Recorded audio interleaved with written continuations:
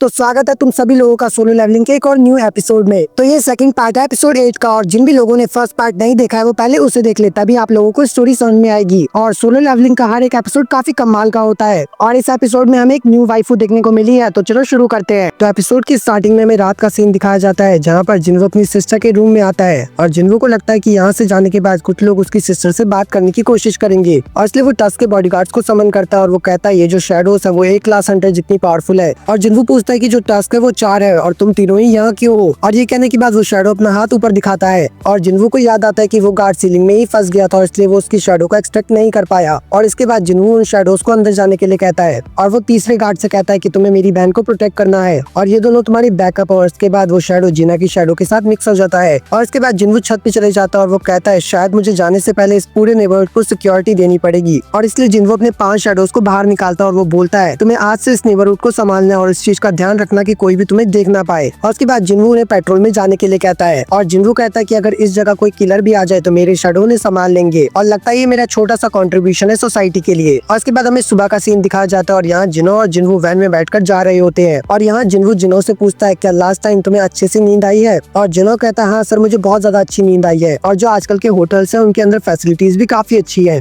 जिन्वो कहता है जब तक हमें अपनी गिल्ड के लिए प्लेस नहीं मिल जाती है तब तक तुम्हें उसी जगह में रुकना चाहिए। और जिन्वो मन में कहता है मुझे नहीं लगा था कि ये गिल्ड मास्टर की पोजीशन को मना कर देगा, और इसने मेरे लिए उसे मना कर दिया है, तो मैं इसे कुछ बोल भी नहीं सकता। और जिनो पूछता है कि आपको ऐसा कौन सा काम पड़ गया जिसकी वजह से आपको सुबह सुबह डेसन टावर जाना पड़ रहा है। और जिन्वो कुछ भी जवाब नहीं देता, और वो वैन का डोर खोलकर कहता है मैं जल्दी वापस आ जाऊंगा। और ये बोलकर जिन्वो गायब हो जाता है। और इसके बाद डीमन कैसल में घुसने का नोटिफिकेशन आता है, और जिन्वो कहता है इस पॉइंट से इस डंजन का डिफिकल्टी लेवल बढ़ने वाला है, और इसलिए मुझे इस जगह पे इतना तैयार होकर आना पड़ा। और जिन्वो कहता है ये न्यू आइटम मुझे इस डंजन के फ्लेम से बचाएगा, और मैंने एक रोब और विंड परचेज की है, और ये जो रिंग है वो वाटर मैजिक से इम्यून की गई है, और अब मैं पूरी तरह से तैयार हूँ इस डंजन को क्लियर करने के लिए। और तभी जिन्वो को एक टास्क मिलता है जिसमें जिन्वो को डीमन किंग बैरान की सोल को कलेक्ट करना है, जो इस डीमन कैसल के टॉप फ्लोर पे। और अगर जिन्वो इस टास्क को पूरा कर देता है तो उसे 3 रिवॉर्ड मिलेंगे। तो पहला है top tier ruin stone, second है बोनस सेट 30, और तीसरा है अनडिस्क्लोज्ड रिवॉर्ड। और जिन्वो कहता है कि इस बार पिछली बार से ज्यादा अच्छे रिवॉर्ड मिले हैं। और यहाँ जिन्वो खुश हो जाता है कि उसे र्यून स्टोन से एक न्यू स्किल मिलने वाली है। और जिन्वो के पास 3 स्किल पहले से है। तो पहला है शैडो एक्सट्रैक्शन, सेकंड है शैडो प्रिजर्वेशन,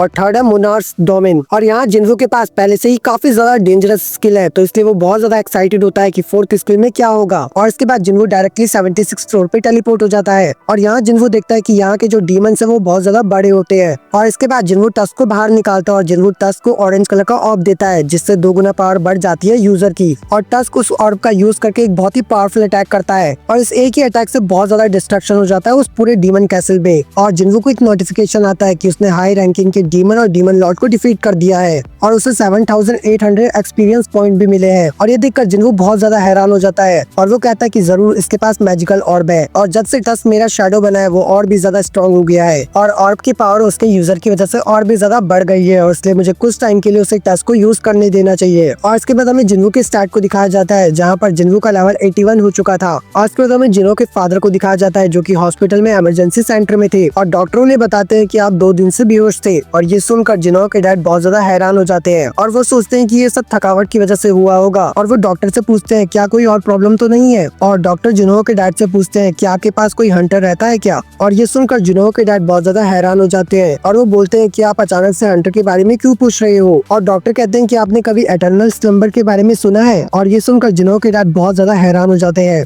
और डॉक्टर बताते हैं कि इस डिजीज में इंसान हमेशा के लिए सोता ही रहता है, और ये डिजीज इंसानों के लाइफ फोर्स को ड्रेन करने लगता है, और वो लोग लाइफ सपोर्ट की वजह से ही जिंदा रह सकते हैं। लेकिन जिन्वो के फादर पूछते हैं कि इन सब से हंटर का क्या कनेक्शन है। और डॉक्टर बताते हैं कि ये डिसीज माना की वजह से होता है, पर ये डिसीज बहुत ही कम लोगों को होता है, और ये डिसीज तभी होता है जब कोई नॉर्मल इंसान हंटर के साथ बहुत ज्यादा टाइम से हो। और इसलिए आपको माना स्टोन और हंटर से दूर रहना चाहिए, और अचानक से ये सिम्टम्स आपके अंदर देखने को मिले हैं, और इसलिए ये बीमारी किसी चीज की वजह से ट्रिगर हुई है। और डॉक्टर पूछते हैं कि आपकी फैमिली में कोई हंटर है क्या। और जिन्वो के फादर वो बात याद कर रहे होते हैं जब वो जिन्वो के साथ बात कर रहे थे, और वो मन में बोलते हैं माना स्टोन को हर दिन अलग अलग तरीके से यूज किया जा रहा है, और इसी वजह से ये डिसीज बढ़ते जा रहा है, और मैं भी इस डिसीज का विक्टिम बन चुका हूँ। और वो बोलते हैं मैंने अभी तक हार नहीं मानी है। और इसके बाद हमें दिखाया जाता है जेजू आइलैंड, जहाँ पर पानी के अंदर से एक एंट का पैर बाहर निकलता है, और ये एक एंट मॉन्स्टर होता है, और इसके विंग्स भी होते हैं, और ये मॉन्स्टर केव के अंदर जा रहा होता है। और इसके बाद हमें 2 हंटर्स को दिखाया जाता है, जो कि जेजू आइलैंड के किसी टाउन में होते हैं, और ये दोनों टाउन की पेट्रोलिंग कर रहे होते हैं। और तभी वो देखते हैं एक एंट को, और उन्हें लगता है कि क्या वो कोई आदमी है, और इसलिए वो उसे वार लगाता है, और ये होता है एक एंट मॉन्स्टर। मॉन्स्टर जिसे हमने पहले देखा था। इसके बाद हमें डीमन कैसल का सीन दिखाया जाता है जहाँ पर बहुत सारे डीमंस मरे होते हैं और जिन्वू का जो रिजर्व होता है वो भी पहले से बहुत ज्यादा बढ़ चुका होता है। बट जिन्वू इन डीमंस की शैडो का एक्सट्रैक्ट नहीं कर पाता है और इसके बाद जिन्वू इस स्टोर को जल्दी से क्लियर करने के लिए अपने सोल्जर्स को 6 टीम में बांट देता है। तो पहली टीम में है टस्क, सेकंड टीम में है इग्रिस और थर्ड टीम में है आयरन, फोर्थ टीम में है टैंक और फिफ्थ टीम में है हाईऑर्क्स बी और लास्ट टीम में है हाईऑर्क्स ए। और जिन्वू ने बताता है कि उन्हें सिर्फ 2 ही काम करने हैं। पहला यह है कि जो भी डीमन उनके सामने है उसे उन्हें मार देना है और सेकंड यह है कि अगर तुम्हें नेक्स्ट फ्लोर का परमिट मिल जाए तो तुम्हें आकर वो मुझे बताना है। और इसके बाद वो शैडोज वहाँ से चले जाते हैं और जिन्वू को नोटिफिकेशन आता है बहुत सारे एक्सपीरियंस पॉइंट का और जिन्वू को यहाँ पे काफी दिन बीत जाते हैं और जो जिन्वू की शैडो आर्मी होती है उनके लेवल भी काफी बढ़ जाते हैं। और जिन्वू कहता है मेरा इन्हें टीम्स में डिवाइड करने का आइडिया बहुत बढ़िया था और ऐसा करके जिन्वू 80th फ्लोर पे पहुंच जाता है और वो कहता है मुझे नहीं लगा था कि मैं इतनी जल्दी इस फ्लोर पे पहुंच जाऊंगा। बट जिन्वू मन में ये भी कहता है 2 दिन से मैं 80th फ्लोर पे ही हूँ और मुझे अभी तक नेक्स्ट फ्लोर का एंट्री परमिट भी नहीं मिला है और लगता है कि इस जगह पे हाई रैंकिंग के डीमंस होंगे। और तभी जिन्वू का माना बहुत तेजी से गिरने लगता है और वो कहता है मुझे लगता है कि मेरी शैडोस आर्मी को कोई डिस्ट्रॉय करते जा रहा है और इसका मतलब वो डीमंस बहुत ज्यादा पावरफुल है। और दूसरी तरफ आयरन की ग्रुप की फाइट हो रही होती है और जिन्वू को बिलीव ही नहीं हो रहा होता है कि इस जगह पे आयरन से पावरफुल डीमन भी है और जिन्वू की एमपी डिक्रीज होती जा रही होती है। और इसके बाद जिन्वू अपने शैडोज को वापस बुला लेता है और इसके बाद हमें नेक्स्ट दिन का सीन दिखाया जाता है जहाँ पर जिन्वू बोलता है कल मुझे अपनी शैडो आर्मी को वापस बुलाना पड़ा क्योंकि वो कंटिन्यू अटैक करते जा रहे थे और लगता है कि यहाँ के डीमंस बहुत ज्यादा स्ट्रॉन्ग है। और मुझे ऐसा लगता है कि इस फ्लोर पे कुछ अजीब है क्योंकि कल टस्क की टीम इग्रिस की टीम के पास ही थी पर उन्होंने टस्क की टीम को इग्नोर करके हाई ऑर्ब्स की टीम पे अटैक किया